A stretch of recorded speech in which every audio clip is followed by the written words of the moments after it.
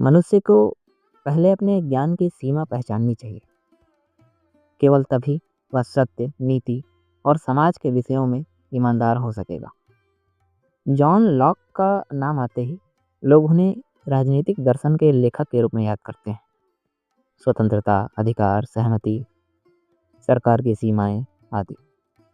पर लॉक का मूल काम केवल राजनीति नहीं, उनका सबसे गहरा काम मनुष्य की समझ पर है। यह जानने पर कि मन काम कैसे करता है, वह कैसे कुछ भी जानता है या कैसे भ्रमित होता है, कैसे अपने ही शब्दों के जाल में फंस जाता है। जॉन लॉक का जन्म 1632 के इंग्लैंड में हुआ था। यूरोप में विज्ञान अपनी आंखें खोल रहा था और धर्म और राजनीति की पुरानी लड़ाइयाँ अभी थमी नहीं थी। यही वह शताब्दी था जिसमें देकार्त संदेह को विधि बनाकर सत्य की नींव खोज रहे थे, तथा दूसरी ओर इसी समय अनुभव, निरीक्षण, प्रयोग, इन सबको ज्ञान की कसौटी बनाने की शुरुआत तेज हो रही थी। जॉन लॉक ने ऑक्सफोर्ड में अध्ययन किया, चिकित्सा में रुचि रखी और जीवन भर एक तरह से मानव प्रकृति के चिकित्सक बने रहे, पर शरीर के नहीं, समझ के। उनका जीवन केवल अध्ययन तक सीमित नहीं था। इंग्लैंड की राजनीतिक उथल पुथल, सत्ता परिवर्तन, धार्मिक तनाव, इन सब के बीच लॉक ने भी जोखिम उठाए और उन्हें कुछ समय निर्वासन में भी रहना पड़ा। यही अनुभव उनके भीतर एक व्यवहारिक बुद्धि पैदा करता है। वह बुद्धि जो केवल सुंदर सिद्धांत नहीं गढ़ती, बल्कि मनुष्य के जीवन के यथार्थ को देखकर सिद्धांत को कसती है।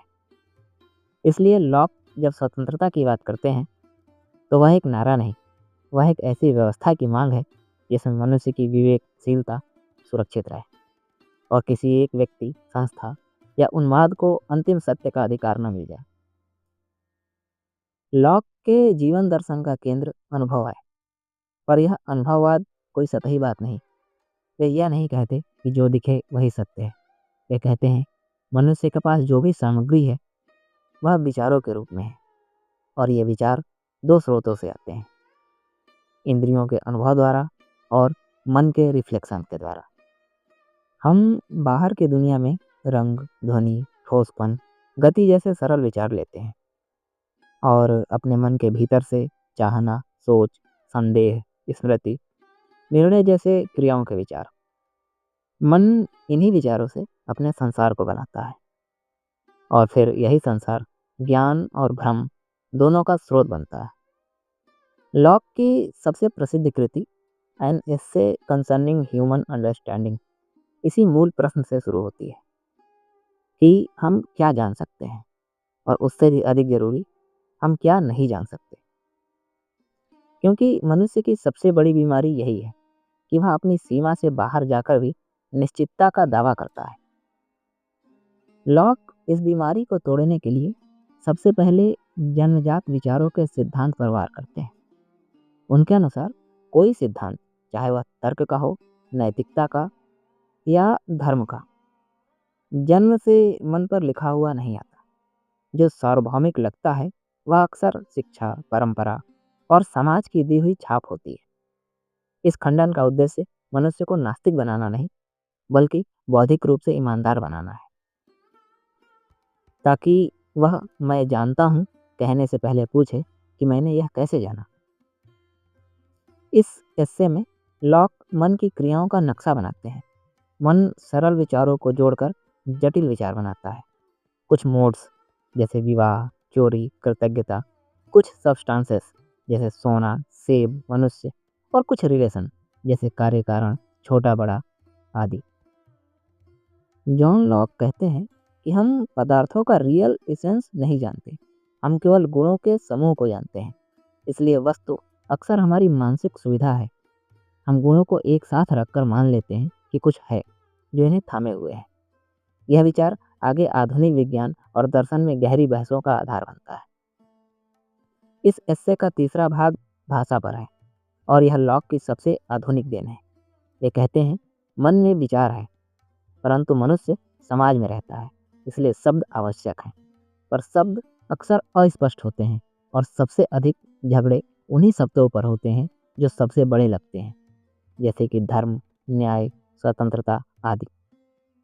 क्योंकि अलग अलग व्यक्तियों के लिए इन शब्दों के अर्थ एक ही नहीं होते, इसलिए अक्सर बहस वास्तविक मतभेद नहीं, भाषाई भ्रम बन जाता है। लॉक कहते हैं कि शब्दों को परिभाषित करो, विचारों को साफ करो और बिना स्पष्ट विचार के बड़े शब्द मत बोलो। यह सलाह आज के सोशल मीडिया संसार में उतनी ही प्रासंगिक है जितना लॉक के अपने समय में थी। एस्से का चौथा भाग ज्ञान और मत पर है, नॉलेज एंड ओपिनियन। लॉक ज्ञान को परिभाषित करते हैं और कहते हैं कि ज्ञान विचारों के बीच सहमति और असहमति को प्रत्यक्ष रूप से देख लेना है, पर ऐसा हर जगह संभव नहीं, इसलिए वे ज्ञान के स्तर बताते हैं। ये स्तर हैं इंट्यूटिव, डिमॉन्स्ट्रेटिव और सेंसिटिव। जॉन लॉक अपने इस एस्से में आगे कहते हैं कि हमारे जीवन का अधिकांश हिस्सा प्रोबेबिलिटी और जजमेंट पर चलता है। उनकी सबसे परिपक्व शिक्षा यही है कि विश्वास की मात्रा प्रमाण के अनुपात में होनी चाहिए। कम प्रमाण पर कठोर निश्चितता ही सबसे मूल गलती है। और जब व्यक्ति अपने भीतर की तीव्र भावना को ईश्वर की आवाज़ मानकर तर्क को बाहर कर देता है, तो लॉक उसे इंथुआस्टिक कहते हैं और उसे ज्ञान का सबसे खतरनाक शत्रु मानते हैं। जॉन लॉक की दूसरी महान रचना टू ट्रीटीज ऑफ गवर्नमेंट है। यहाँ वे राजनीतिक सत्ता की वैधता को परंपरा या ईश्वरीय अधिकार से नहीं, बल्कि सहमति और प्राकृतिक अधिकारों से जोड़ते हैं। मनुष्य को जीवन, स्वतंत्रता और संपत्ति का अधिकार है। सरकार का उद्देश्य इन्हीं अधिकारों की रक्षा है, और यदि सरकार इन्हें कुचलने लगे तो उसे बदलने का नैतिक अधिकार जनता के पास होना चाहिए। लॉक का यही विचार बाद में चलकर आधुनिक लोकतंत्रों की आधार भाषा बना। उनके अ लेटर कंसर्निंग टॉलरेशन में धार्मिक सहिष्णुता का शक्तिशाली तर्क मिलता है कि राज्य का काम आत्मा का उद्धार नहीं, नागरिक शांति है, और विश्वास को बलपूर्वक पैदा नहीं किया जा सकता। जॉन लॉक का दर्शन अंततः इसी निष्कर्ष पर पहुंचता है कि मनुष्य का सम्मान उसकी विवेकशीलता में है। इसलिए ज्ञान की सच्ची साधना केवल अधिक जानकारी नहीं, बल्कि अपने विचारों, शब्दों और निर्णयों की शुद्धि है। लॉक की दुनिया में दर्शन एक प्रयोगशाला है, जहाँ विषय मनुष्य का मन है और उपकरण स्पष्टता।